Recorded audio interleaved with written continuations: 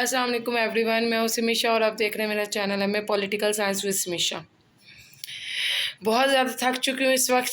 ठीक है, सारा दिन हो गया एक बुक पढ़ते हुए और दिमाग ख़राब हो गया टोटली। पता नहीं बच्चों ने कैसे ऑप्शनल रख लिए, मुझे तो समझ में नहीं आता कि ऑप्शनल रखने से पहले बच्चे सोचते क्यों नहीं है कि आप एक ऐसी स्टडी करने लगे हो जिसके बारे में आपको हाउ ना नहीं है, बुक नहीं है मार्केट में, और फिर बाद में मुश्किल होती है। और मेरे लिए बहुत मुश्किल है foreign policy of major parts और साथ साथ में external relations of for Pakistan.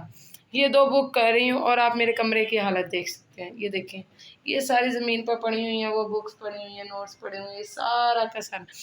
अभी खाना मंगवाया है, ठीक है, और खाना खाने लगी हूँ और मैं सोने लगी हूँ क्योंकि सारा दिन हो गया मुझे स्टडी करते हुए, डीपली स्टडी। मैं कोई भी ऐसा मटेरियल नहीं प्रोवाइड कर सकती जो कि काम का ना हो। थैंक यू सो मच, अपना ख्याल रखिएगा। इंशाल्लाह बात होगी नेक्स्ट वीडियो में।